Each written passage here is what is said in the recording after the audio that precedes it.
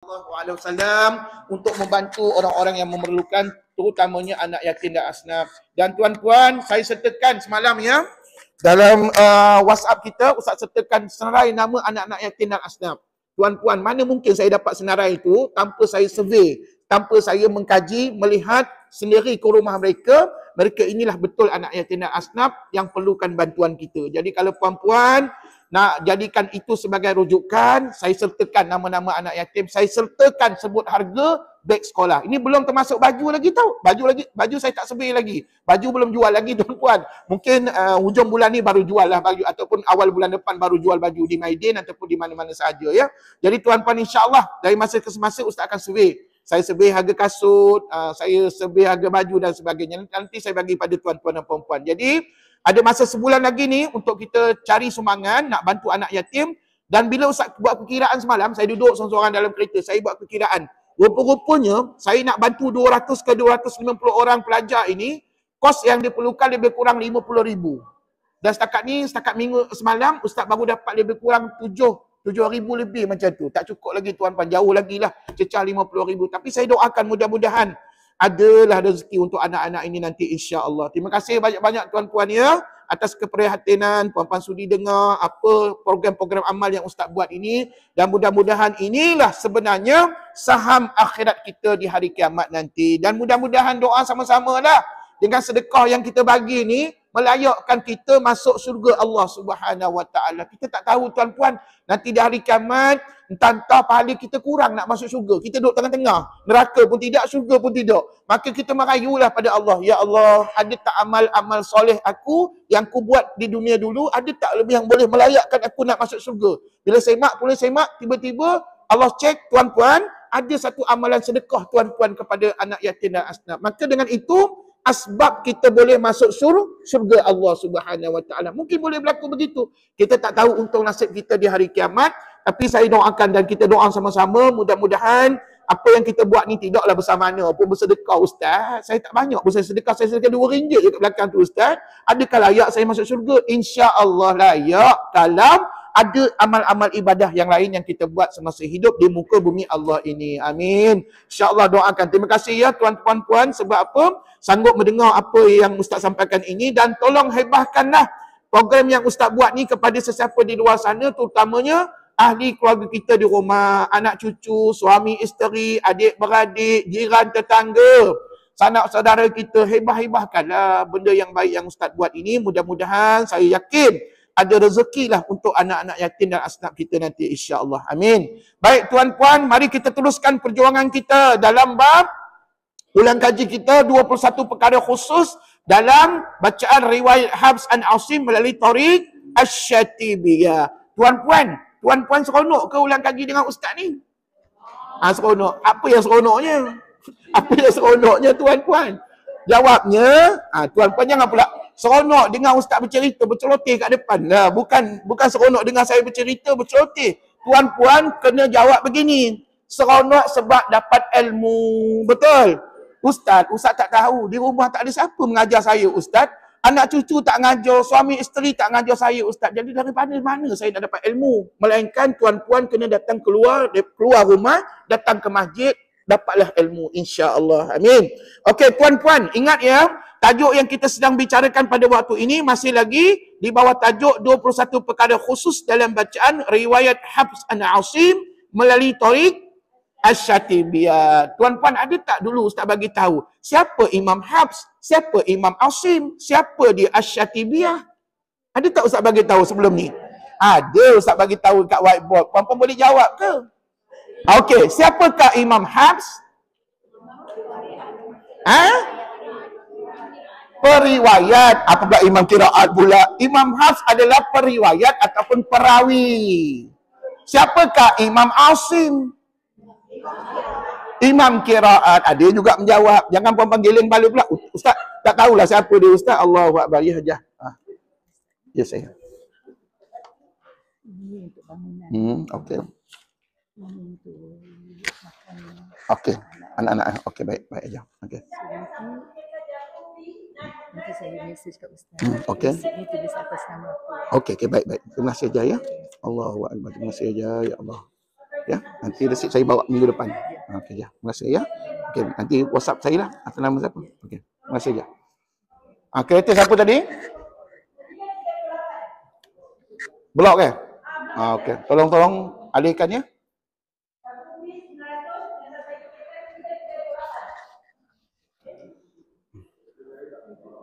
Baik. Okey, kembali kepada kuliah kita tadi. Tadi Ustaz tanya, siapa dia Imam Hafs, siapa dia Imam Asim, siapa dia Imam Asy-Syatibiyah. Maka sebagai orang yang pernah belajar, walaupun tidak tinggi mana kita belajar ni, jangan tuan-puan tak kerti jawab pula, jangan geleng kepala. Tahu Ustaz, saya tak kenal mereka. Tuan-puan, macam mana kita nak dapatkan syafaat? Mereka ni semuanya secara umumnya tuan-puan, mereka ni Imam Hafs, Imam Asim, Imam Asy-Syatibiyah, mereka ini adalah sahabat-sahabat kepada sahabat Nabi. Ataupun mereka ini boleh kita sebut sebagai ulama-ulama Quran yang tersohor. Tuan-puan, pergi tanyalah mana-mana negara Islam, kebanyakan mereka ini mengamalkan qiraat Imam Asim, riwayat Imam Hafs, Tariq Asy-Syatibiyah. Tanyalah, puan-puan pergilah jelajah seluruh negara ataupun seluruh dunia. Tuan-puan kebanyakan di dunia ini, pada waktu ini, tuan-puan mengamalkan qiraat, riwayat dan Tariq imam-imam yang Ustaz sebut tadi. Jadi Ustaz tanya sekali lagi, siapakah Imam Hafs? Imam perawi ataupun periwayat bacaan. Siapakah Imam Asim? Imam qiraat. Siapa pula Imam Asy-Syatibiyah?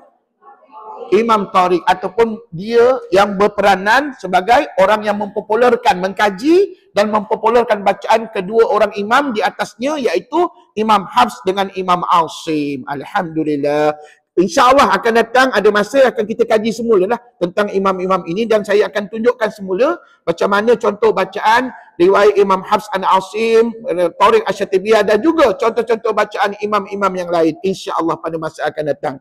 Okey, hari ini kita continue sambung kepada poin yang ke-15 tak silap Ustaz, iaitu di bawah tajuk apa ni? Di bawah tajuk saktah, bacaan saktah. Puan-puan dah pernah belajar kan? Dah pernah dengar bacaan ni kan? Bacaan apa tadi Ustaz sebut? Bacaan saktah. Okey, kita pergi kepada poin yang ke-15 ya. 14 dah sudah belum? Kaf haya ain sad. Rasanya minggu sudah dah saya terangkan di whiteboard. Ya, ada notanya di whiteboard minggu sudah kaf haya ain sad dengan hamim ain sin qaf. Tapi tak mengapalah, kita ulang siaran sekejap. Mungkin ada tak berapa dengar pada minggu sudah. Okey, sebenarnya poin yang ke-14 tu kita dah bincangkan dah. Di bawah tajuk huruf rahsia di awal surah Maryam dan di awal surah Asy-Syura. Surah apa tadi puan? Maryam dengan Asy-Syura. Ya puan-puan, dua perkataan ataupun dua gabungan huruf-huruf ini perlu dipahami. Sebab apa? Bacaannya sedikit mencabar. Mencabar dari segi apa Ustaz? Nafas. Kalau sebelum ini bacaan lain, bacaan huruf rahsia lain tak begitu mencabar. Malam Jumaat baca surah apa? Baca Yasin? Ewa, begitu aja kebacaannya. Yasin. Itulah bacaannya, tak mencabar, senang je kan? 2 dengan 6 harakat, 8 harakat. Kemudian tuan-puan kalau di awal surah Al-Baqarah, apa bacaannya?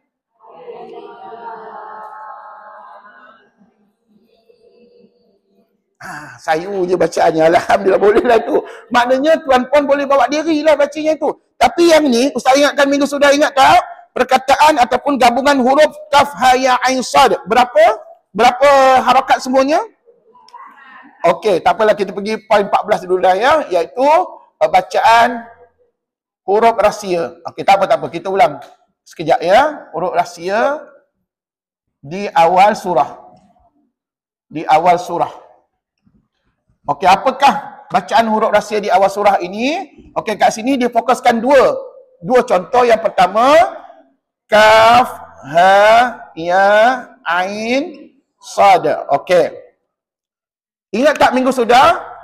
Huruf kaf, ha, ya, ain, sad berada di awal surah Maryam. Di awal surah Maryam. Maksudnya, dia merupakan ayat pertama dalam surah Maryam. Jadi tuan-puan, nak baca huruf-huruf ni, sebelum tu saya tanya dulu. Berapa huruf tu? Berapa huruf? 5 huruf apa? Kaf, ha, ya, ain. Oi, kenal. Sahlah tuan-tuan ni lulus mukadam dulu. Alhamdulillah. Sebab apa? Kenal huruf. Siapa yang tak kenal huruf, kembali ke pakai jalan, belajarlah mukadam, belajarlah Iqra. Pandai tuan. Ini adalah kaf, ha, ya, Ain sad. Okey. Kesimpulannya ini adalah 5 huruf. Tahu tak nak baca huruf-huruf ni macam mana? Kata ulama, kita kena eja. Mari kita eja sama-sama. Eja kaf. Macam tak berapa confidentnya ejaannya. Kaf, alif, fa. Maknanya kena eja huruf yang pertama. Kaf, alif, fa. Ini huruf yang pertama ejaannya. Kaf, alif, fa. Eja pula ha. Ha, alif. Kenapa ada ya pula kat situ? Ha, alif sajalah. Ha, tuan-tuan. Kemudian eja ya. Ya, alif. Dan tuan-puan, 3 huruf ini ingat tak? Minggu sudah Ustaz tunjukkan bagaimana kaedahnya, cara bacaannya. Oleh kerana kaf ni ada tanda pemanjang, maka nilai harakatnya 6. Betul? Manakala hak dengan ya ni ada tak tanda pemanjang? Tak ada. Jadi Ustaz macam mana kami nak tahu harakat kat sini? Tuan-tuan tengok eja. Ejaannya. Bila eja ha, alif, ha. Maka di sini huruf matnya alif kan? 1 alif nilainya berapa? 2 harakat. Begitu dengan ya. 1 alif nilainya berapa harakat? Maka di sini ulama kata harakatnya 2 je. Tapi kena tahu. Yang 6 harakat ni apa nama? Yang 2 ni apa namanya? Hukum. Apa namanya? Tak menjawab pula. Yang 6 harakat ni mat lazim. Mat lazim harfi. Mukhaffaf. Pandai pun. Yang ni pula 2 ni mat asli harfi. Ustaz baik Ustaz tulis. Kami ni pelupa. Tak ingat Ustaz. Baik saya tulis sekali lagi. Tuan-puan, ini namanya mat lazim harfi mukhaffaf. Ni Ustaz buat ringkas-ringkas. Puan-puan faham je lah kat situ ya. Mat lazim harfi mukhaffaf. Maka kena bacalah 6 harakat. Sebut kaf 6 harakat.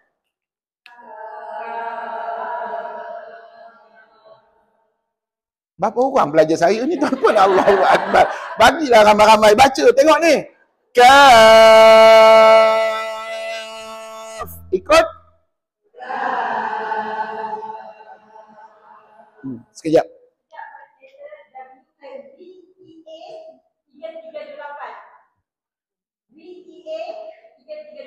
Sila suruh ubahkan kereta. Ada gangguan jalan raya ya, takut orang tak boleh lalu pula. Okey tuan-puan, jadi kaf tadi susah ke senang nak baca? Senanglah Ustaz, kami bacalah 6 harakat. Macam mana 6 harakat? 6 kiraan, tengok. Kaf. Ikut. Boleh kira 6 harakat? Alhamdulillah. Kalau boleh kira, ada harapan boleh baca huruf-huruf ini, insya-Allah. Dan puan-puan senang aja. Lepas 6 harakat tu, habislah, tutuplah bacaan kita. Tapi kena ingat, sambung dengan ha dan ya. Ha dengan ya ni namanya mat apa tadi? Mat asli harfi. Ustaz tulis apa dulu? M-A-H. Betul? Macam mana? Dua-dua. Ha, ya. Nampak? Dua. Itulah hukum mat asli harfi. Susah ke senang nak baca? Senang Ustaz. Okey, mari kita combinekan dulu 3 huruf ni. Kaf, ha, ya. 6, 2, 2. Berapa? Apa nak 8 je? 6, 2, 2, 10. Tuan-tuan, Allahu Akbar. Kiraan pun dah tak betul lah Ustaz. Kami ni dah banyak belajar dengan Ustaz. Jadi dah pening dah macam-macam harakat ni. Tengok ni. Tengok saya buat. 6, 2, 2. Kaf. Ha, ya. Ikut.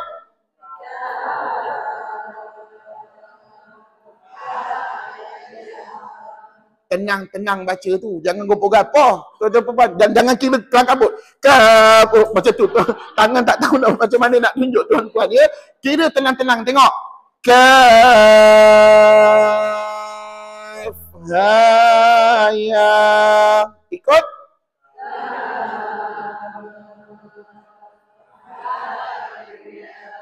Bersambung tak bacaan kita? Bersambung. Jangan curi nafas pula. Kaf. Hai, nampak sangat curi nafas tuan. Allahu Akbar. Jangan curi nafas sebab kesemua huruf ini bergabung, dicantumkan. Jadi tuan-puan kena baca dengan satu nafas. Ya? Okey, saya doakan mudah-mudahan kaf haya ni no problem. Insya-Allah boleh dah tu buat. Bagaimana ain sad? Apa nak dibuat ni? Eja dulu. Eja ain. Ain ya nun. Ain ya nun, ain eja sad. Sad alif dal. Jadi Ain ni, kalau orang tanya apakah huruf mat pada dia, iaitu huruf ya. Ya itulah huruf mat dia. Ya. Jadi ain ni kata ulama kena baca 6 harakat. Dan 6 ni apa namanya? Mat lazim harfi mukhaffaf. Mat lazim harfi mukhaffaf. Itulah mat lazim, ataupun kalau tuan-tuan tak nak sebut panjang-panjang, sebut je dah mat lazim. Cukup. Itulah mat lazim harfi. Dibaca 6 harakat. Sebut ain. Wah. Macam tu kena tuan-puan ni. Benda ni Ustaz dah ajar minggu sudah. Tengok ni. Ain. Ikut. Dah, stop. Jangan sambung lagi bacaan, sabar dulu. Kita sebut ain dulu 6 harakat. Tapi kena ingat, bibir jangan tutup. Jangan ain. Salah. Pasal apa? Kalau kita ejak ain ya nun. Betul? Huruf di ujungnya nun. Nun tak boleh tutup bibir ji. Ain. Ikut. Baik. Lepas tu nak bunyikan apa? Sabar dulu. Sebelum bunyi sad, kata ulama, cuba kamu perhatikan. Dekat sini nun. Nun mati. Ini huruf. Rupa-rupanya ada hukum ji. Namanya ikhfa hakiki. Daripada dulu sampai bila-bila hukumnya inilah dia. Ikhfa hakiki. Dan tuan-puan dah belajar ikhfa hakiki dengan ustaz masa tajuk tahap 1 dulu. Ya? Okey, ikhfa hakiki ni dengung ke tidak hukumnya? Dengung, tapi dengan cara sembunyikan sebutan nun mati. Maknanya nun mati nak bunyi tak? Tak bunyi sekali lagi. Bila pula tak bunyi? Kena bunyi. Puan-puan ni kadang-kadang berubah-ubah jawapan. Minggu sudah tak bunyi, minggu ni bunyi pula. Tuan-puan jangan berubah-ubah jawapan. Sampai bila-bila nun mati itu dibunyikan, tetapi secara samar-samar. Macam mana bunyi nun mati samar-samar? Tak apa, biar ustaz buat. Tengok ni. Bunyi nun mati yang jelas an, in, un. Sebut. An, in, un. Itu yang jelas. Sat lagi bunyi begini.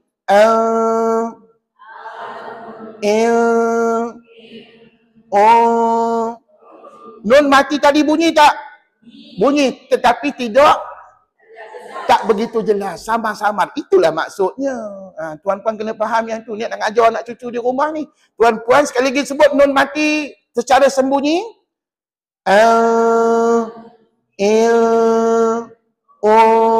Jadi sat lagi, sebelum bunyi sad, kena pastikan 2 harakat kat sini. 2 harakat untuk hukum dengung. Ji itu dengung. Dengung tu mengikut hukum apa? Ikhfa hakiki. Okey, cuba kita combinekan bacaan ain dengan tadi. Tengok ni. Ain. Ikut.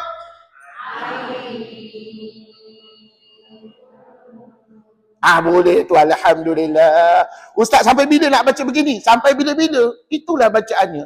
Tuan-puan nak sahkan bacaan saya ni okey betul tak betul, pun tanyalah dengan mana-mana ustaz-ustaz lain ataupun tengok dalam YouTube qori-qoriah yang membaca surah Maryam ayat pertama. Macam mana cara mereka baca? Confirm bacaannya beginilah tuan-puan ya. Jadi 6 campur 2 berapa tadi? 8 harakat. 6 tadi kepunyaan mak lazim, 2 harakat tadi untuk hukum ikhfa hakiki, dengung 2 harakat tadi kan. Barulah yang terakhir tuan sebut sad dengan 6 harakat.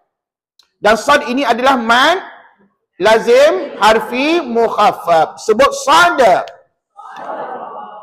Wah. Macam mana bunyi sad tuan-tuan? Kenapa hari ini lain pula? Minggu sudah ustaz ajar sad. Sebut. Jangan bertukar bacaan. Minggu sudah ustaz dah ajar sad tadi 6 harakat, bunyi gitu. Sampai bila-bila. Jangan minggu ni sad. Tak boleh. Kena baca 6 harakat. Sekali lagi. Sad. Sebut. Rupa-rupanya tuan-puan, bila sebut sad tadi, di hujung tu ada lantunan. Sebab apa Ji? Sebab ada huruf dal. Nampak tak? Maka kena melantunlah pada bacaan kita nanti ya. Tuan-tuan tak boleh baca sad saja gitu, tak boleh. Kena bunyi de kat ujung ya. Jadi tuan-puan mari ikut ustaz, kita baca ain sad. Macam mana bunyi ain sad? Tengok. Ain Sad.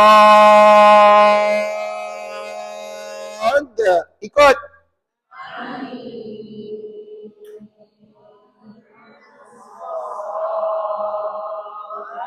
Alhamdulillah, barulah betul bacaan kita tuan, dan barulah Allah bagi pahala pada bacaan tadi.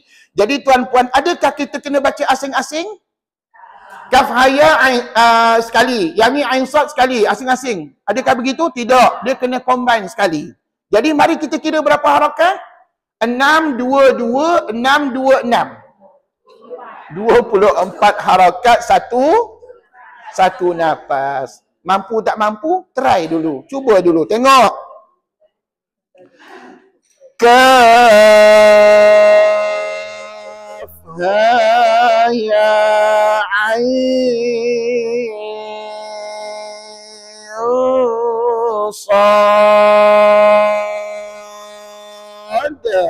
1 2 mula.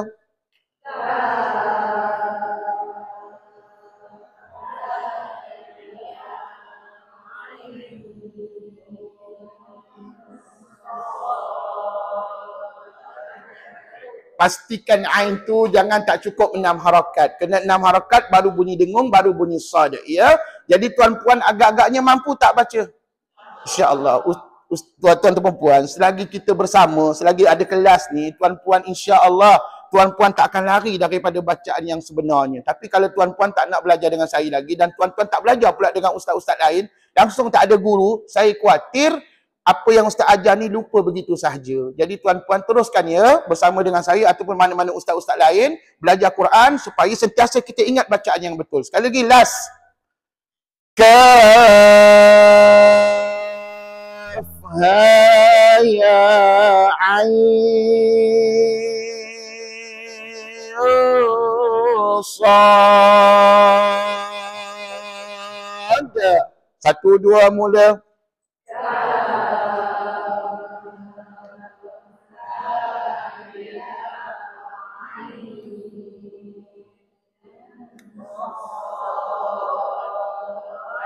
Alhamdulillah. Saya yakin. Itu sebab nak baca Quran ni, arwah tok guru saya pesan, kamu jangan, perut kamu tu jangan ketat sangat. Jangan makan banyak, dia kata. Bukan tak boleh makan, jangan makan banyak. Pasal apa? Kalau makan banyak, tak sempurtlah nafas kita tadi, tak cukup 24 harakat. Jadi itu sebab, kalau puan-puan nak mengaji Quran, kebetulan kita nak mengaji surah Maryam pula, pastikan perut tuan-tuan selesa untuk nak membaca Al-Quran. Ya? Dan tuan-puan itulah hakikat bacaannya. Nak tak nak, kita kena follow lah seperti mana yang diajar oleh para ulama. Cuma dalam hal ini, tuan-puan tahu tak, huruf Ain tu, dia ada diskaun. Ni, huruf Ain ni ada diskaun. Dekat nota ustaz tu kata apa tahu? Dibaca 4 atau 6 harakat. Oh, boleh baca 4, boleh baca 6. Kalau dibagi pilihan 4 atau 6 pada Ain ni, sepatutnya 6 harakat kan? Tapi dibagi 4 harakat. Puan-puan nak pilih mana? Dah agak dah ambil 4 harakat. Pasal apa ustaz? Ustaz tak tahu tadi tu ngam-ngam je nafas saya ustaz. Saya nak kurangkan kepada 4 harakat. Boleh? Tapi hanya untuk huruf Ain saja. Dan puan tahu tak kenapa pada Ain saja dibenarkan ada diskaun 4 harakat? Mungkin disebabkan huruf mat pada dia. Kalau puan-puan perhatikan, huruf mat pada huruf-huruf lain tu nampak jelas. Kalau kat sini huruf matnya alif. Ini huruf matnya alif. Ini huruf matnya alif. Yang ni huruf matnya alif. Tapi tiba-tiba yang ni huruf matnya ya mati. Jadi itu sebab boleh dilonggarkan sedikit bacaannya sekadar 4 harakat. Jadi kalau tolak, asalnya 24 harakat. Tolak dengan 2 harakat berapa? 22 harakat. Boleh dibaca ke-5 huruf ini. Baik, sekali lagi saya tunjukkan, saya baca 22 harakat. Tapi saya biasa baca 24 harakat. Tapi kalau nak tunjuk 22, silakan. Tengok ni. Kaf ha ya ain sad. Sebut.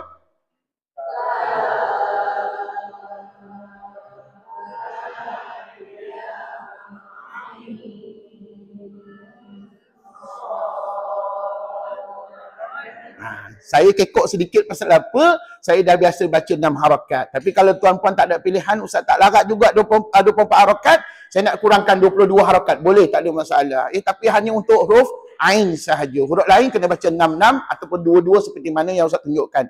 Okey, contoh yang kedua berlaku pada Ha Mim Ain Sin Qaf. Ha Mim.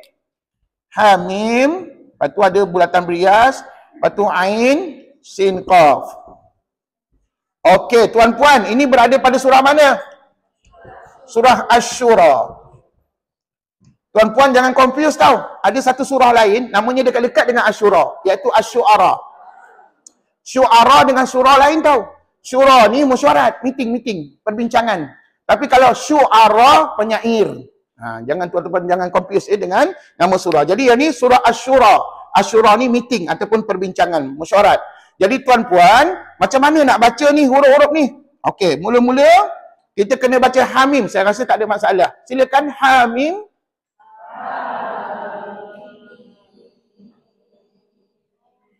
Kalau nak lebih confident, nak membaca huruf-huruf ini, tuan-puan kena eja. Eja Ha. Ha alif ha. Betul? Maka nilainya 2 harakat. Sebab dekat sini adalah mad asli harfi. Mad asli harfi. 2 harakat sahaja. Dan apakah huruf mad pada dia? Alif. 1 alif nilainya 2 harakat. Sebut ha. Seterusnya sebutlah mim. Iya, dah pandai dah tu. Sepatutnya eja dulu, tuan-puan. Eja mim macam mana? Kalau tuan-tuan mengajar anak cucu tiba-tiba mim, nanti dia terpenga-penga. Daripada mana dapat mim sebutan mim tadi tu? Rupa-rupanya kena eja. Nampak tak? Mim ya mim. Sebutannya mim. Huruf matnya apa? Ya. Dan tuan-puan kebetulan mim tu ada tanda pemanjang. Maka nilai harakatnya 6 kat sini. Maka 6 itu nama hukumnya mad lazim harfi mukhaffaf ataupun nama pendeknya mad lazim harfi, senang cerita. Ya. Jadi sebut mim 6 harakat.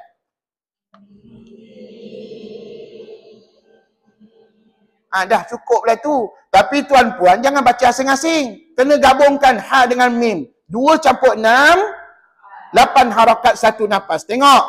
Hamim. Ikut. Stop. Alhamdulillah. Ada masalah nak baca tu? Tak ada masalah Ustaz. Boleh insya-Allah. Ustaz dah ajar banyak kali dah. Insya-Allah mudah-mudahan. Okey, lepas bunyi hamim tadi nak buat apa? Tuan-tuan putuskanlah nafas. Putus nafas. Berhenti putus nafas lah tu. Jangan duk tahan nafas tau. Ustaz, saya tak sabar-sabar nak baca huruf berikut ni. Saya nak tahan nafas. Tak boleh. Tuan-puan putus nafas. Pasal apa? Dekat sini ada bulatan berias. Ada bulatan berias merujuk kepada wakaf tam atau lazim. Maka digalakkan, amat digalakkan kita berhenti. Maka ulama suruh kita berhentilah. Jadi bila kita baca hamim tadi, putus nafas. Lepas tu, tarik nafas baru, mulakan bacaan pada Ain Sin Qaf. Tapi sebelum kita baca, eja dulu Ji. Eja Ain. Ain ya.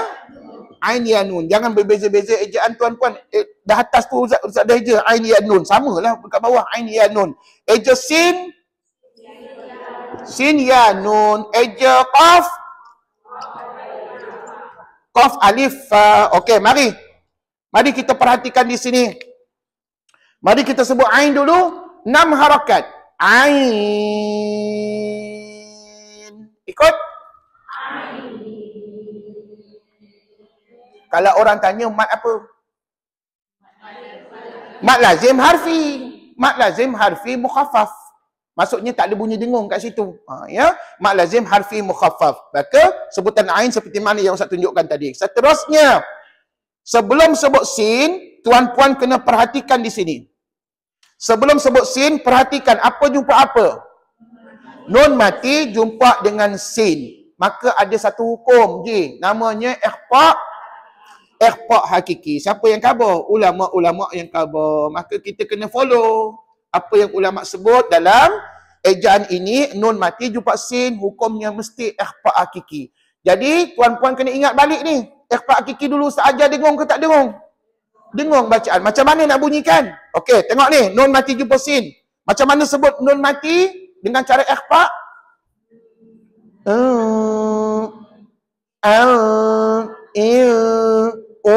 Seperti mana yang saya tunjuk tadi ya. Jadi sat lagi bunyi begitulah, tengok ya. Saya gabungkan ain dengan bunyi dengung. Ain. Ikut dulu.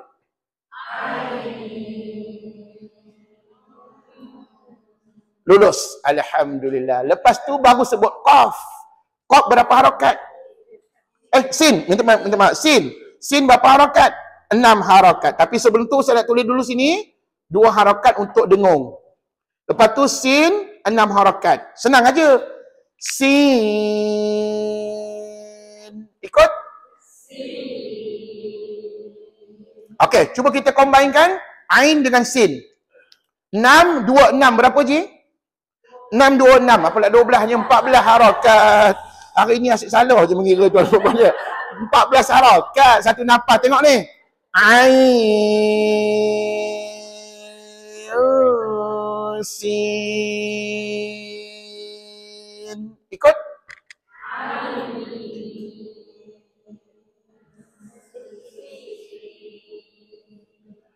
Okey, bunyi tadi tak berapa clear. Cuba sekali lagi, tak berapa jelas saya dengar tadi. Tengok ni.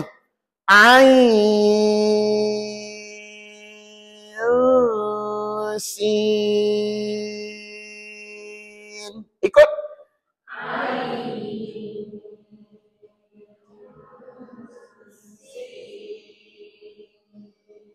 Stop.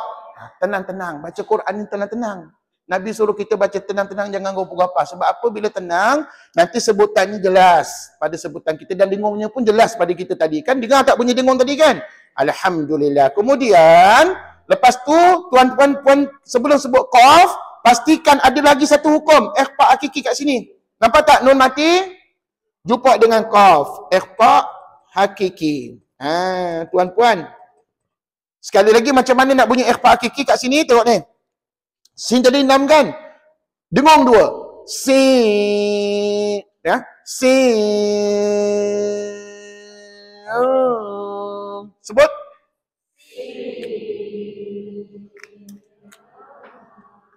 Stop. Jadi 6 campur 2, 8 kat sini. 6 untuk sin. Dengung sekali lagi untuk antara sin dengan qaf. Lepas tu akhirnya baru sebut qaf 6 harakat. Qaf.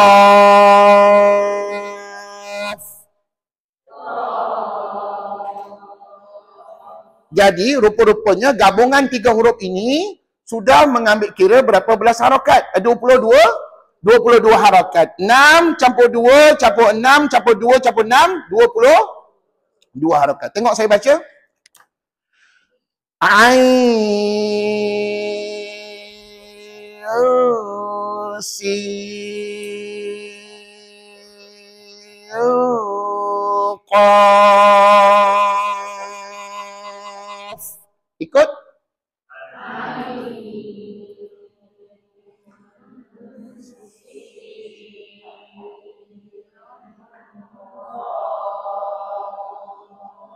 Alhamdulillah. Saya doakan mudah-mudahan tuan-puan boleh membaca sendiri di rumah tanpa bantuan saya di rumah lah. Alhamdulillah. Dan tuan-puan kita yang dah faham bacanya ni, tuan-puan-puan, ajarlah anak cucu kita di rumah. Jangan duk simpan seorang-seorang. Ustaz, biarlah mereka tak tahu, biasa seorang je tahu Ustaz. Tuan-puan, itu namanya kedekut ilmu. Tuan-puan kena ajar pada suami, ajar pada isteri, ajar pada anak cucu. InsyaAllah mudah-mudahan kita satu keluarga mendapat syafaat daripada Quran. Tuan-puan, sekali lagi last saya tunjukkan macam mana nak baca Hamim Ain Sin Qaf. Tengok. Hamim. Ikut.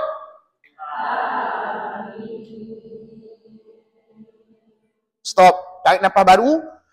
Ain Sin Qaf. Ikut.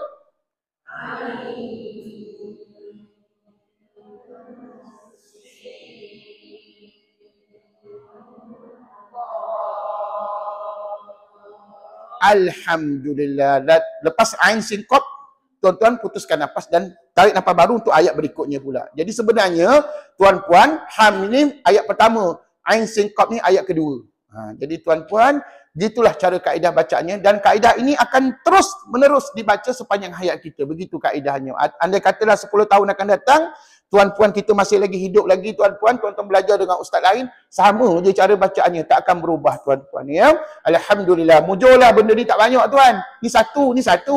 Ni surah Maryam, ni surah Asy-Syura. Tak banyak dalam Quran. Tapi yang tak banyak tu lah yang kami tak tahu nak baca ustaz. Jadi tuan-puan, siapa yang tak tahu baca lain kali, tuan-tuan bukalah channel YouTube kita, tuan-puan pun dengar baliklah cara bacaan yang sebenar yang ustaz ajar. Okey, seterusnya saya nak pergi pada poin yang ke-15. Ya saya.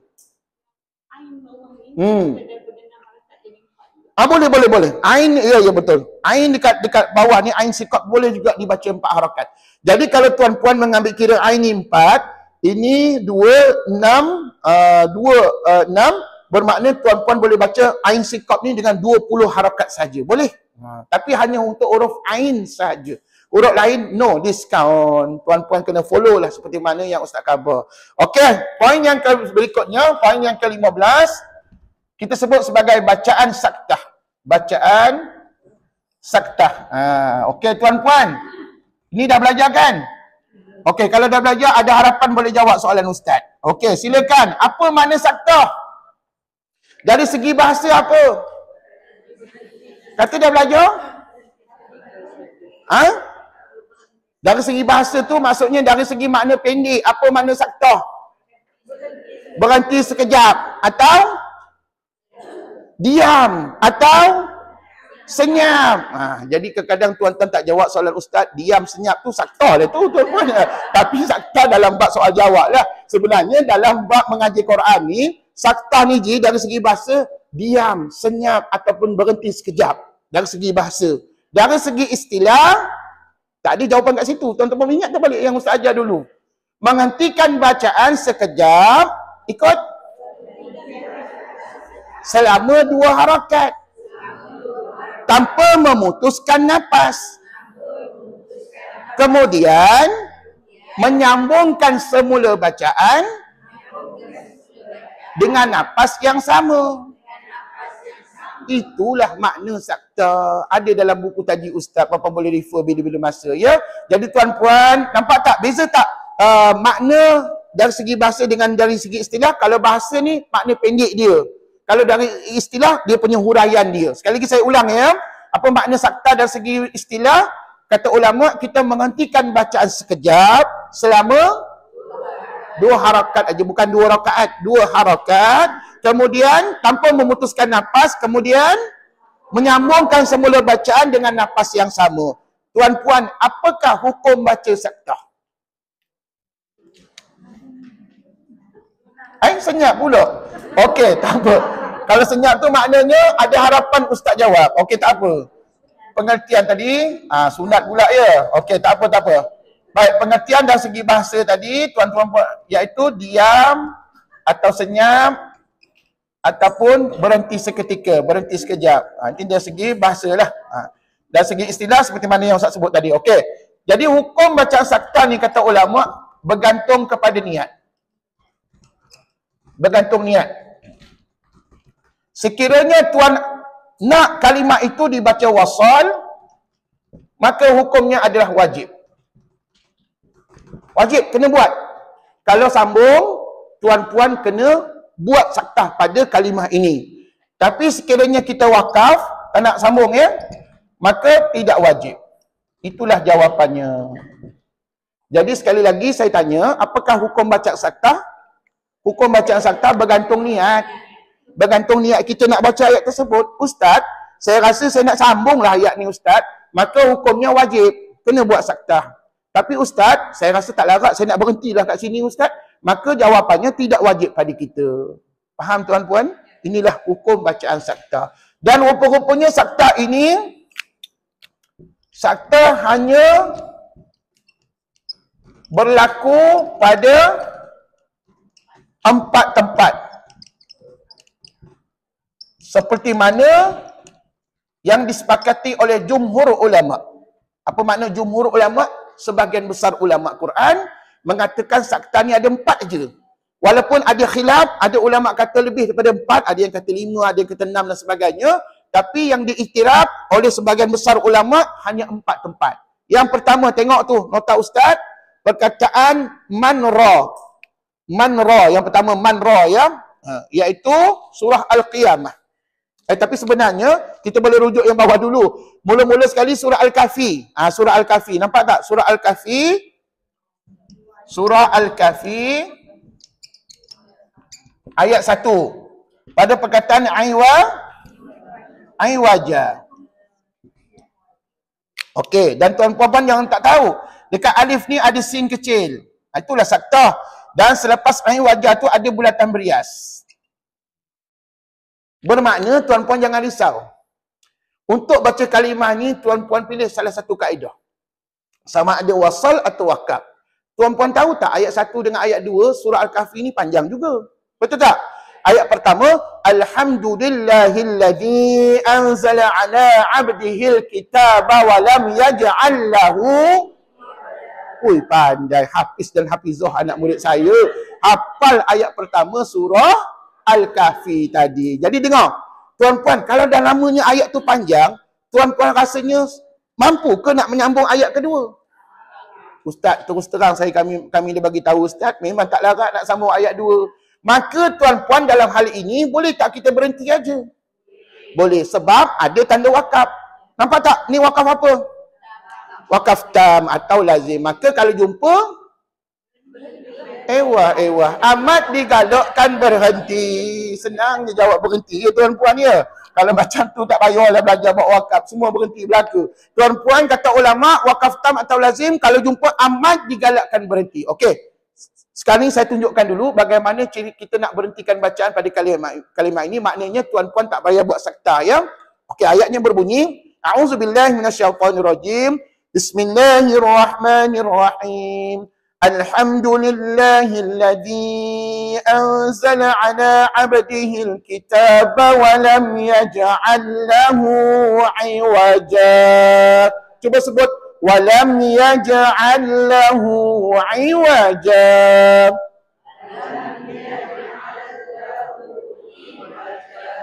Bacalah dekat ujung ni dengan mad asli 2 harakat, dan tuan-puan itu menunjukkan kepada kita bacaan yang tidak ada saktah. Jadi sekarang ni saya nak tunjukkan pula bacaan saktah macam mana. Bila saktah, tuan-puan kena sambung dengan ayat 2. Ayat 2 tahu?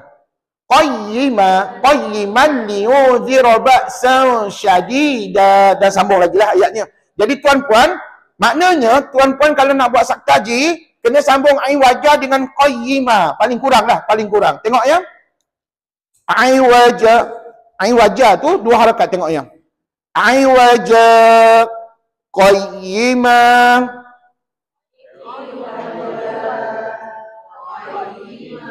Aiwajab. Sabarlah ustaz nak buat sakta. Tengok. Dengar ya. Aiwajab. Qayyimah. Sebut.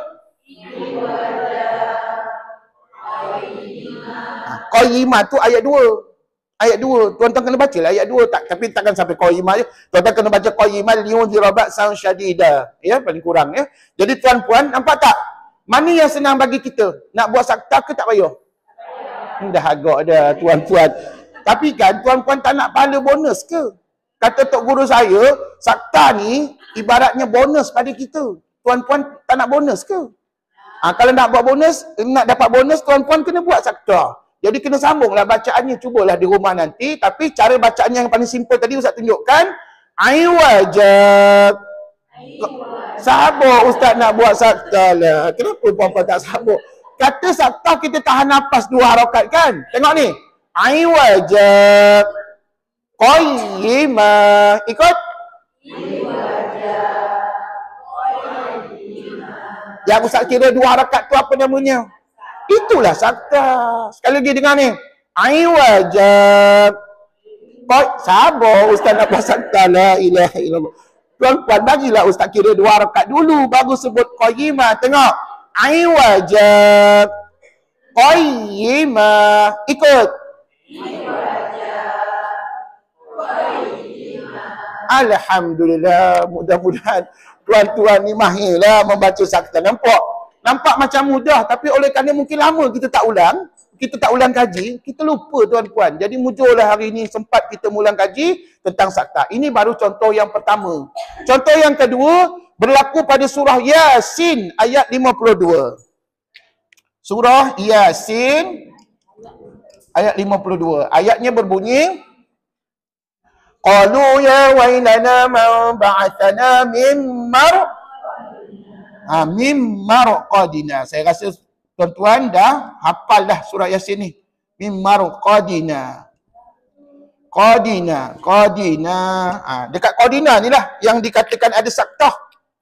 Dan di sini ada sin. Ya? Dan tuan-puan perasan tak selepas qadina ni ada apa? Ada jim tak silap ustaz? Ada jim. Qaf lam ya, minta maaf. Ada qaf lam ya. Maknanya di sini sin kecil ni mewakili saktah. Tapi selepas sin kecil ni ada qaf lam ya ni mewakili apa? Wakaf kafi atau aula. Kalau jumpa nak buat apa? Tolong jangan jawab berhenti tuan-tuan. Jawablah. Apalah harus lebih utama berhenti. Asyik salah je jawab kita hari ni. Tuan mana? Tak apalah. Jadi tuan-puan, ni dengar. Ayat ni tak habis lagi tau. Ayat ni panjang juga. Qalu ya wailana ma ba'athana min marqadina hadza ma wa'ada ar-rahman wa sadaqal mursalun. Betul?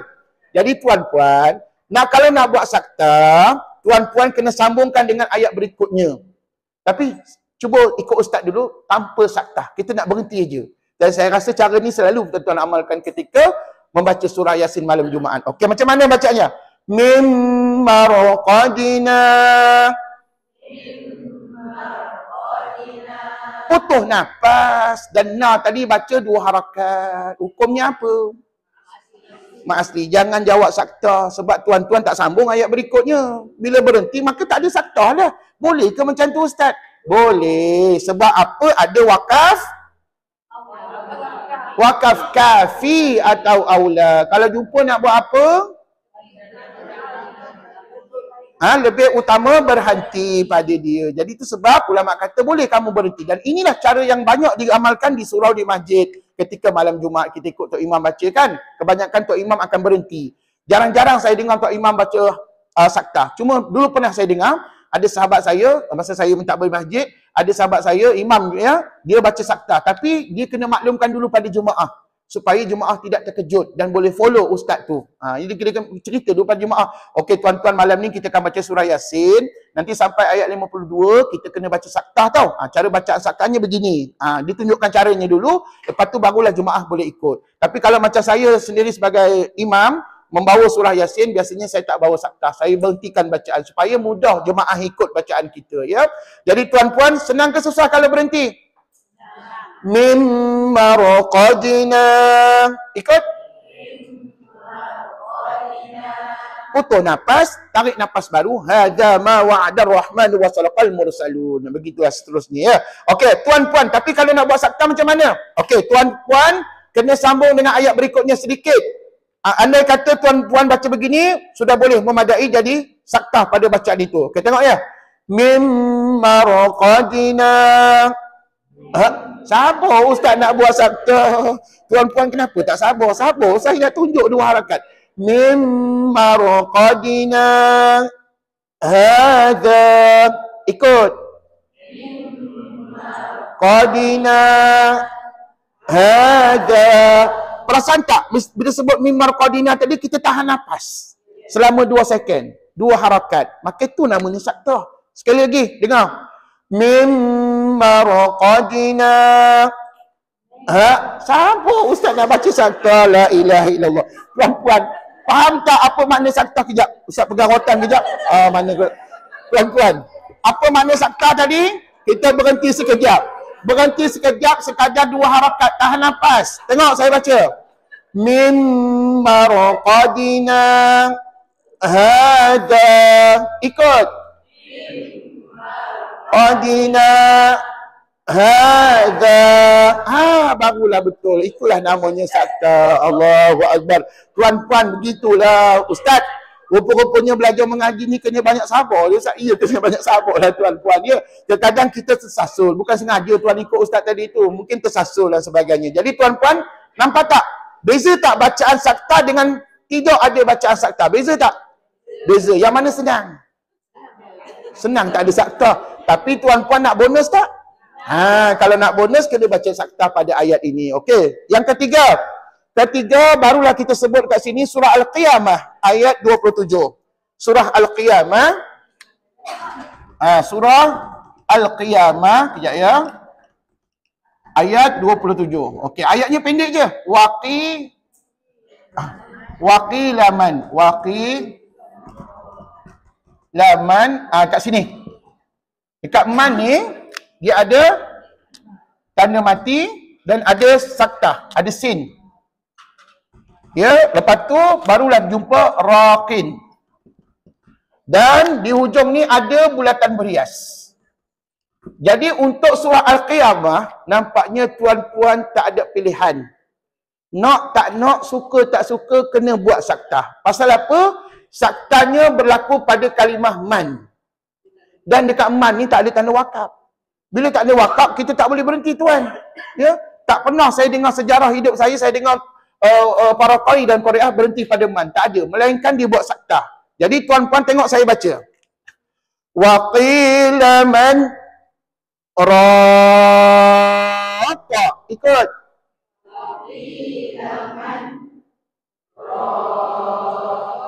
Sempat tak kira 2 harakat tadi? Itulah namanya sakta. Sekali lagi tengok. Wa qila man raqa.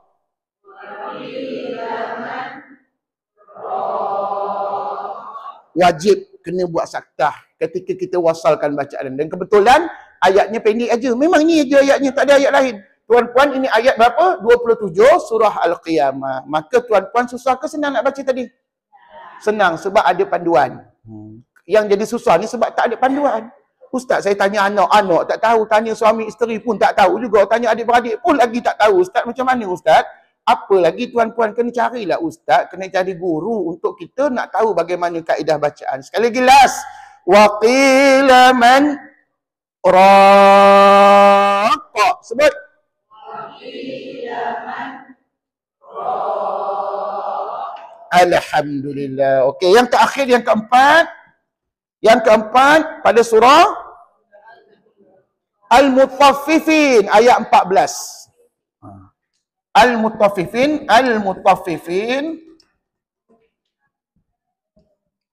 ayat 14. Bunyi ayatnya kalla bal rana. Bal, dia ada kalla sebelum itu. Bal rana. Dan ada ayat berikutnya lah. Okey. Tapi sebelum bal ni dia ada kalla. Dan ada wakaf kat sini kan? Jim ke solat lamia? Solat lamia kan? Okey, kat sini. Okey, tak kisahlah. Yang ni kita pedulikan, yang penting bal ni. Dekat bal ni, tuan-puan, dia ada tanda mati dan ada sin kecil. Jadi kata ulama, saktanya berlaku pada lam. Yang di atasnya, sakta berlaku pada nun. Yang ni pula, sakta berlaku pada alif. Ni tadi, dua ni. Sakta berlaku pada alif. Yang dua ni tadi. Sakta berlaku pada alif. Yang ni pun sakta berlaku pada alif. Yang dua ni pula, sakta berlaku pada nun, sakta berlaku pada lam. Maka, cara bacaan begini. Okey, anda kata tuan baca daripada mula ya. Kalla bal rana. Sekali lagi dengar. Kalla bal rana. Puan-puan perasan tak usah kira 2 harakat tadi? Pada bal, itulah namanya sakta. Sekali lagi tengok. Kalla bal rana. Ikut. Senang kan? InsyaAllah. Sebenarnya ayatnya panjang sikit.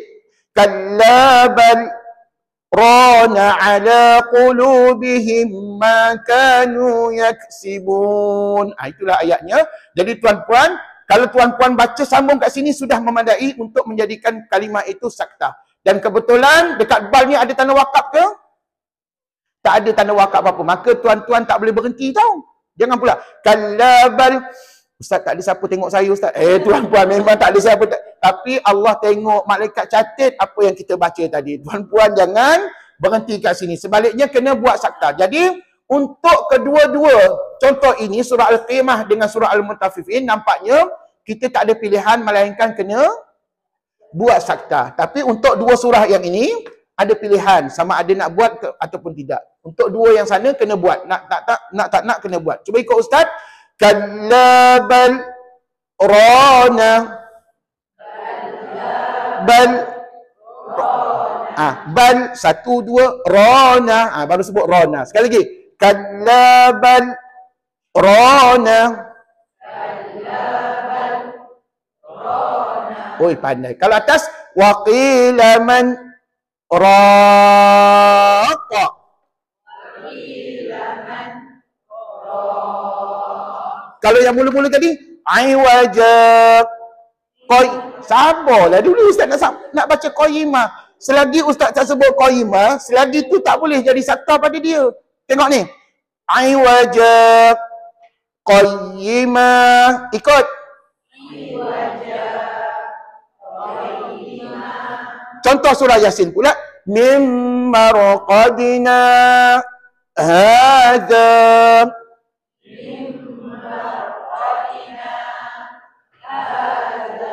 Alhamdulillah. Cuma Ustaz nak ingatkan, untuk dua surah ini puan ada pilihan untuk berhenti, manakala dua surah sana tuan-puan nampaknya tidak ada pilihan, melainkan kena baca sambung, kena wasal, maka wajib kita buat saktah pada dia. Tuan-puan, saya rasa cukuplah sekadar poin yang ke-15 tadi. Nanti minggu depan lah kita sambung poin 16, 17 dan seterusnya sampai 21 ya, insya-Allah. Kita banyak masa lagi insya-Allah. Silakan buka surah. Surah apa kita baca hari ini? Surah Maryam. Surah Al-Kahfi dah habis kan? Okey, surah Maryam pula. Ready? Ayat berapa kita sambung? Ayat 6 ke 7?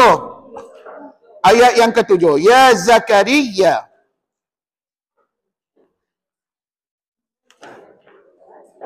Okey, oleh kerana kita baca surah Maryam, maka saktah ada kepada surah ni? Saktah ada ke? Tak ada. Kan saktah tu pada surah-surah yang Ustaz catat di whiteboard sahaja. Tidak ada pada surah Maryam. Jadi tuan-puan tak perlu kita membaca saktah pada surah ini. Tapi bacaan-bacaan yang lain ada ya, yang puan-puan kena masukkan dalam bacaan kita insya-Allah. Terutamanya hukum tajwid, hukum mad dan sebagainya. Ready? Ayat 7 surah Maryam. A'udzu billahi minasy syaithanir rajim.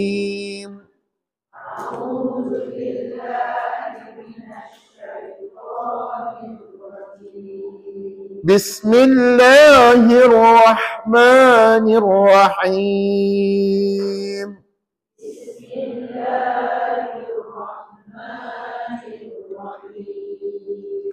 Ya Zakaria, inna nubashshiruka bi ghulamin ismuhu Yahya.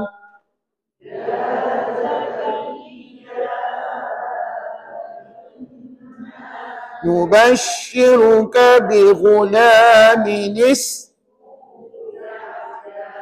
ulang perkataan ni, bi ghulamin ismuhu Yahya.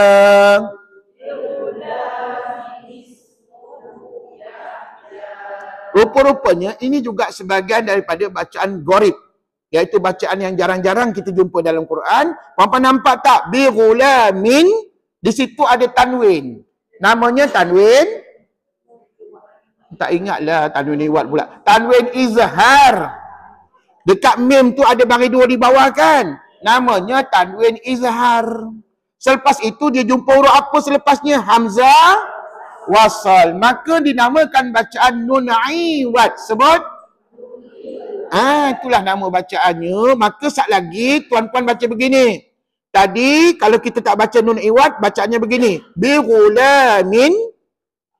Ikutlah. Sat lagi tukar. Bi ghulami. Min jadi mi. Maksudnya baris dua tukar baris satu. Boleh? Okey, one more. Bi ghulamin. Ikut.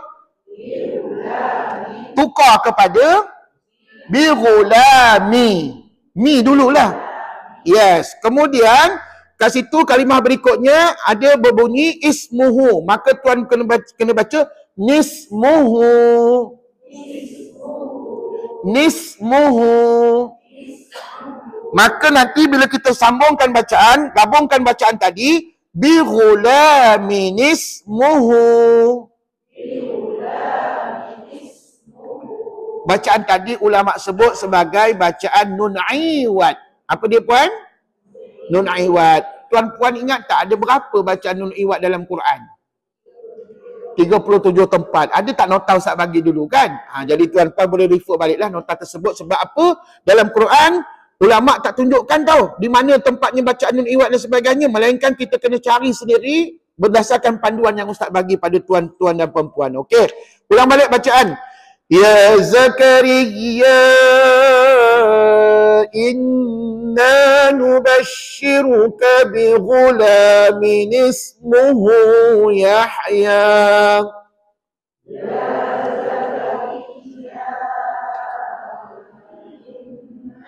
Nubashiruka bi ghulamin ismuhu Yahya. Stoplah dulu kat situ. Pasal apa nafas tak panjang Ustaz? Kami dah habis nafas dah. Maka berhenti Yahya. Lepas tu nak ulang kat mana? Biar ulang? Tak payah ulang kat situ. Ulang pada ismuhu. Ismuhu. Bukan usmuhu ya. Ismuhu. Ismuhu Yahya lam naj'al lahu min qablu samiyya.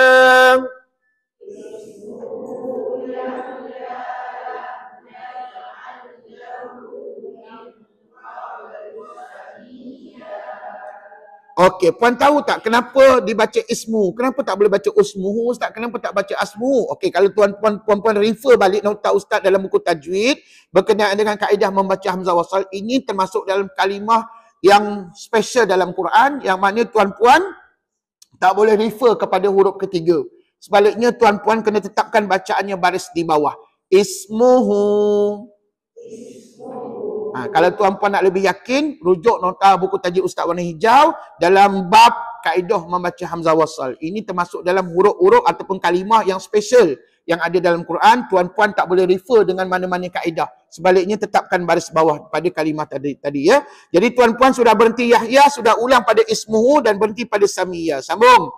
Qala rabbi anna yakunu li ghulamun wa kanat imraati aqira.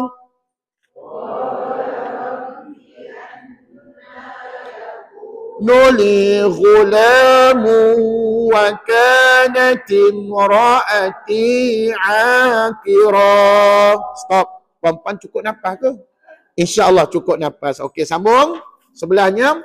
Wa qad balaghtu minal kibari itiyya.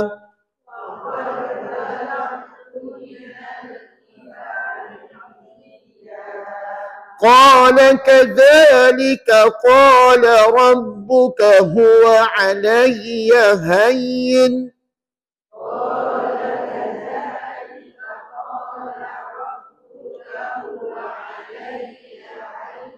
Stop. Wa qad khalaqtuka min qablu wa lam taku syai'a.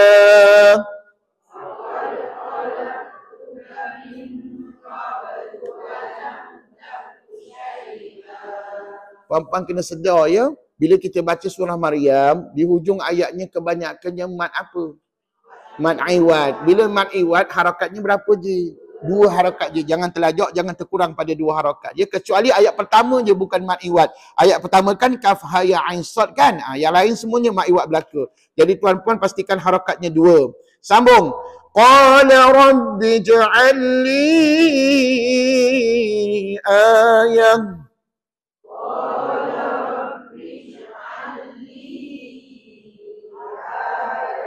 قال آيتك ألا تكلم الناس 3 ليال سويا.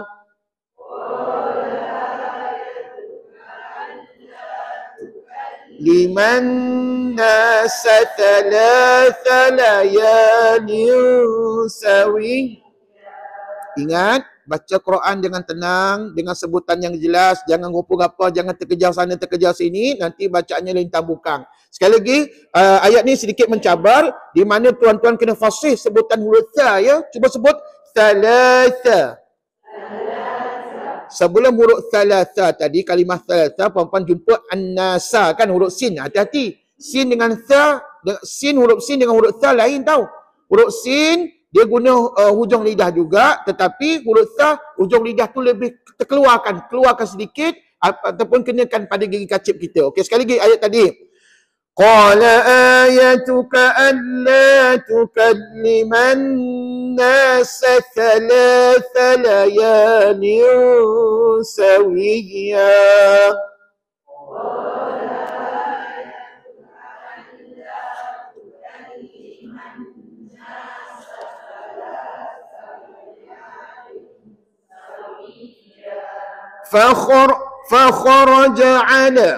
فخرج على قومه من المحراب فأوحى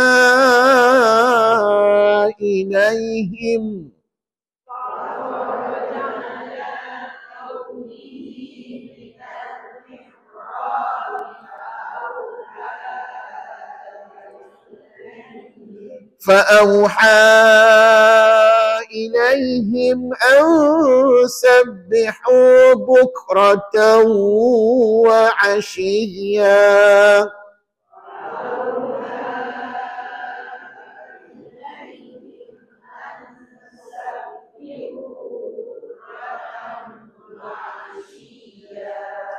يا يحيى خذ الكتاب بقوة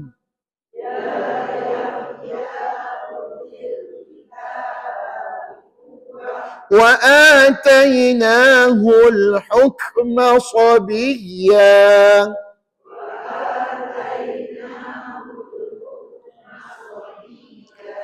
وحنانا من لدنا وزكاة.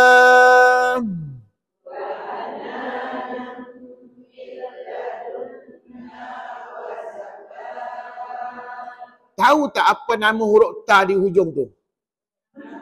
Ta marbutah. Sebut. Ustaz, kami sebut marbutah tu dah tahu. Tapi apa makna marbutah, Ustaz? Dengar molek-molek. Marbutah ni kata ulama maksudnya tertutup. Tertutup. Bentuknya bulat kan? Tertutup tak? Tak ada yang terbuka kan? Maksudnya dekat situ disebut sebagai ta marbutah. Ta marbutah ni ada berapa bentuk dalam Quran? Ada 4 bentuk pula. Yang saya ajar 2. Ada 2 bentuk aja. Tiba-tiba jadi 4 ya. Okey, dia ada 2 bentuk je puan. Yang pertama bulat macam ni. Bulat titik 2. Yang kedua kepala zirafah titik 2. Itu je lah bentuk yang ada. Yang bersimpul-simpul tu bukan tamar buta. Itu huruf hadamir. Jadi tuan-puan jangan salah faham. Tapi kena ingat ada satu lagi jenis ta dalam Quran. Ulama sebut ta maftuhah. Sebut. Pernah dengar ke tidak? Dulu pernah saya sebut ni. Ta maftuha ni maksudnya ta yang terbuka. Yang macam sampan titik 2 tu kan? Tu namanya ta maftuha. Yang ni ta apa? Marbutah. Cara bacaan berbeza. Kalau ta maftuha, dia tak kira kamu wasal ke, kamu wakaf ke, tetap jadi huruf ta. Tapi kalau ta marbutah, ketika wasal huruf ta, ketika wakaf tadi huruf hadamir. Jadi bacaannya وَحَنَانًا مِنْ لَدُنَّا وَزَكَاةً.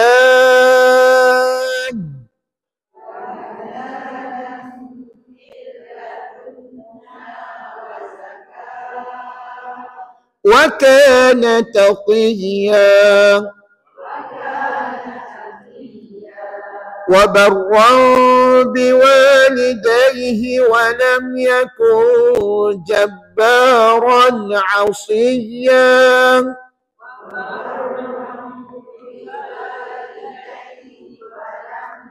كن جبارا عصيا جبارا عصيا. Pastikan ron tu roknya tebal. Jangan baca jabaran ausiyah. Kalau ran jadi nipis, dia kena sebut ron. Jabaran ausiyah. Pandai. Wassalamun alaihi yawma wulida walau. Sekali. Wassalamun alaihi yawma wulida wa yawma yamutu wa yawma yub'atsu hayya.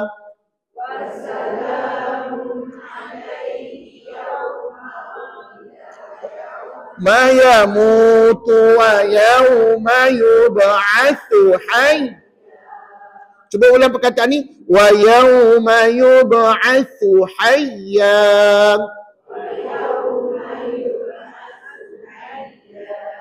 واذكر في الكتاب مريم إذ انتبذت من أهلها مكانا شرقيا.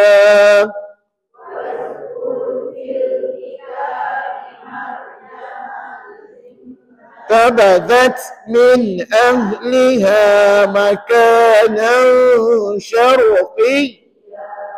Cuba kita ulang balik baris yang kedua tadi, dengar. Idzin, hukumnya ikhfa hakiki. Idzin tabadat min ahliha makana syarqiyya.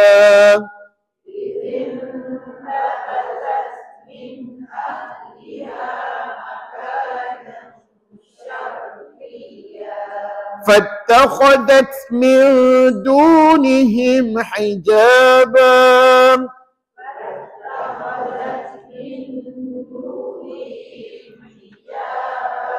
فأرسلنا إليها روحنا فتمثل sekali lagi فأرسلنا إليها روحنا فتمثل لها بشرا سويا.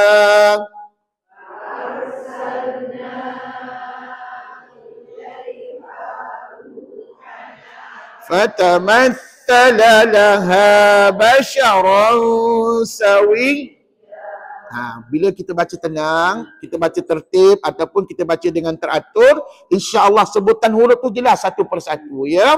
Sambung. قالت إني أعوذ بالرحمن منك إن كنت تقيا.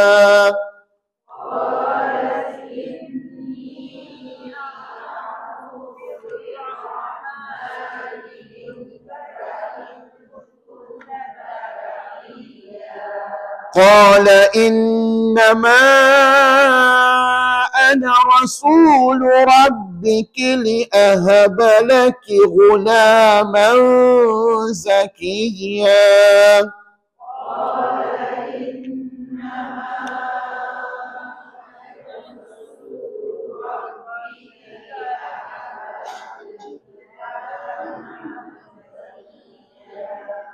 Tergeliat lidah kita baca itu tuan-puan ya. Tak mengapa. Kata ulama, kata tok guru saya dulu, kalau kamu tergeliat lidah nak baca, cuba kamu baca pendek-pendek ataupun diulang 2-3 kali ayat yang sama. Okey, cuma saya nak ambil perhatian perkataan ana rasulu. Sebut ana rasulu. Ana tu ada tanda apa? Dah belajar ni. Tanda bulat bujur ataupun dalam bahasa tajwidnya as-sifril mustaqil qaim. Okey. Puan, ada beza tak dengan tanda bulat kecil? Tanda bulat kecil ini bukan bulat kecil, ini bulat bujur. Apa bezanya yang kita faham? Tak apalah, biar Ustaz khabar ya. Biar saya bagi tahu. Kata ulama, perbezaannya yang pertama, kata ulama, bentuk dia. Ya, bentuk dia berbeza satu. Yang keduanya, letaknya di mana juga berbeza. Kalau tanda bulat kecil, biasanya diletakkan pada semua huruf mat. Alif, waw, ya. Tapi kalau bulat bujur, dia hanya letak pada huruf alif sahaja. Dua. Perbezaan yang ketiga. Tanda bulat kecil merata-rata dalam Quran banyak sungguh. Tapi kalau bulat bujur hanya 6 kalimah sahaja. Termasuk kalimah ana ni tadi. Cuma saya nak maklumkan, kalimah ana ni merata-rata dalam Quran. Bukan satu surah saja. Jadi, itu perbezaan yang berikutnya. Seterusnya, perbezaan dari segi kaedah bacaan. Kalau tanda bulat kecil, yang kita banyak jumpa dalam Quran tu kan, ketika wasal atau wakaf, maka tak payah bacalah huruf mat tersebut. Tapi kalau yang ni lain. Ketika wasal, huruf alif tak payah baca. Tapi ketika wakaf, huruf alif tu dibacalah 2 harakat. Contohnya macam tadilah. Kalau kita sambung, ana rasulu. Ikut? Cuba kita berhenti ana. 2 harakat. Pandai tuan-puan bawa diri. Alhamdulillah. Jadi tuan-puan, satu lagi siapa tahu apa beza tanda bulat bujur dengan tanda bulat kecil? Satu lagi perbezaan saya nak tahu. Siapa boleh jawab? Dari segi makna, pandai. Kalau tanda bulat bujur, macam ni ana ni, dia lebih merujuk kepada seorang. Ingat tak dulu saya ajar? Seorang. Tapi kalau tanda bulat kecil yang banyak-banyak dalam Quran tu, lebih kepada kata jamak. Ramailah contohnya, ya. Jadi tuan-puan, itulah perbezaan antaranya yang kita kena faham antara bulat kecil dan bulat bujur meninggi. Okey, cuba sekali lagi ayat tadi tu macam tergeliat je lidah kita baca, ya. Okey, sekali lagi. Qala innama ana rasul rabbiki sekali lagi. Qala innama ana rasul rabbiki li ahaba laki ghulaman zakiyya.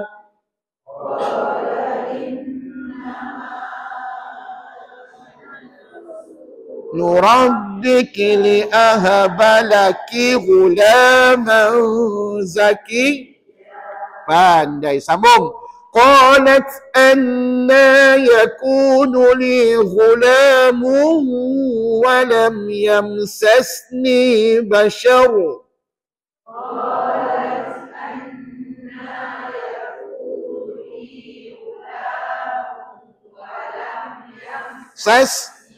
Bashar, berhenti. Walam yamsasni basharun walam aku baghiyya.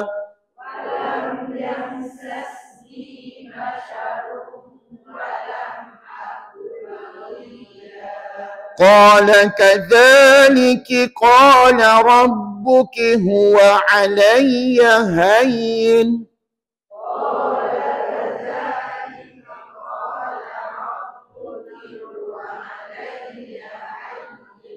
Kalau orang tanya kat kita, hayyin, apa hukum? Iyalah, apa hukumnya? Apa hukum? Kalau tak ada, jawab tak ada, jangan senyap. Kalau senyap, nanti kawan kita ataupun orang anak murid kita menunggu apalah jawapannya, apalah hukumnya. Jawabnya tak ada hukum apa-apa. Melainkan tuan-puan pergi baca pendek ajalah pada hayyin. Sebab apa, dulu pernah saya dengar, ada jemaah baca hayyin. Panjang pula kat situ. Sedangkan dia tidak ada hukum, tak ada hukuman apa-apa. Jadi kalau orang tanya apa hukum hayyin, tak ada hukum apa-apa. Melainkan kena baca pendek aja kat situ. Jangan pergi baca ma'arif dia sukun pula kat situ. Ambil perhatian. Sambung. وَلِنَجْعَلَهُ آيَةً لِلنَّاسِ وَرَحْمَةً مِنَّا.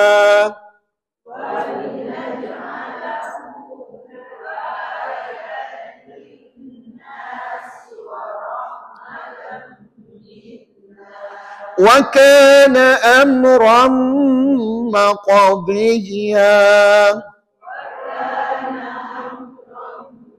مقضي. فحملته فانتبذت به مكانا قصيا. فانتبذت به مكانا قصيا. فأجاءها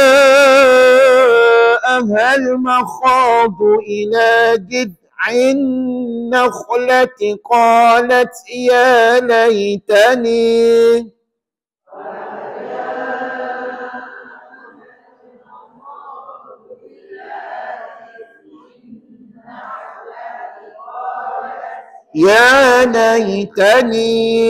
يا ليتني مت قبل هذا وكنت نسيا منسيا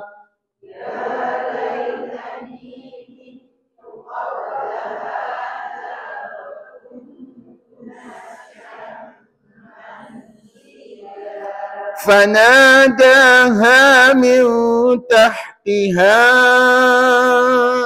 ألا تحزني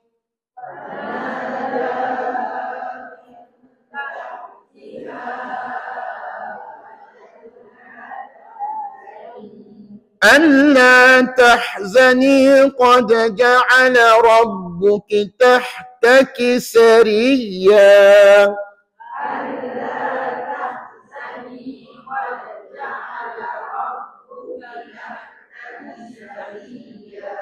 inilah cabarannya pada surah Maryam. Puan-puan kena jaga makhraj huruf satu, yang kedua kena jaga tanda bacaan, termasuklah baris. Jadi tuan-puan, kalau kita tak fasih baca surah Maryam ni, nasihat tok guru saya dulu, dia kata baca pendek-pendek. Baca pendek-pendek macam Musa ajar tadi, janji tuan-tuan bacaannya fasih. Tak ada makna kita baca panjang-panjang, lintang bukang pula bacaan kita banyak salah. Jadi baca pendek-pendek, boleh berhenti seperti mana tempat yang saya tunjukkan tadi. وَهُزِّي إِلَيْكِ بِجِذْعِ النَّخْلَةِ تُسَاقِطْ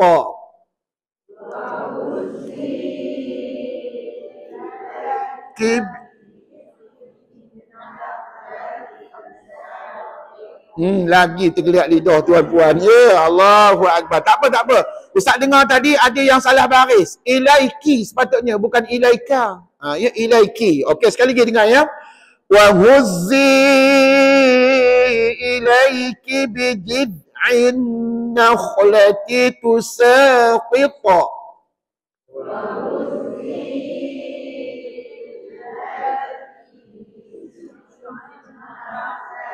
Tusaqit. Qita tu bila wakaf jadi qalqalah kubra lah. Bila wakaf ya. Okey, cuba ghostan balik. Tusaqit alayki rutaban janiyya.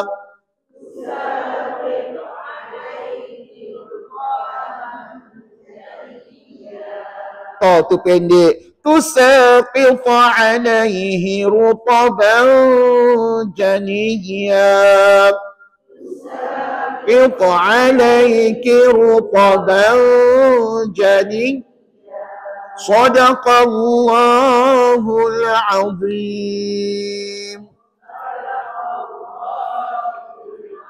InsyaAllah minggu depan kita sambung balik ya surah Maryam. Sedikit mencabarlah surah ini, mudah-mudahan Allah bagi kefasihan di lidah kita, di bibir kita untuk membacanya, insya-Allah. Jumpa lagi minggu depan di hari dan waktu yang sama. Jangan lupa ya, minggu depan kita sambung poin yang ke-16 ya, minggu hadapan ya, insya-Allah. Terima kasih banyak-banyak. Diakhiri dengan tasbih kafarah dan juga surah Al-Asr. Bismillahirrahmanirrahim. Subhanakallahumma wa bihamdik asyhadu an la ilaha illa anta astaghfiruka wa atubu ilaik. Bismillahirrahmanirrahim. Wal 'asr innal insana lafi khusr illa alladhina amanu wa 'amilus solihat wa tawasaw bil haqqi wa tawasaw bis sabr. Assalamualaikum warahmatullahi wabarakatuh.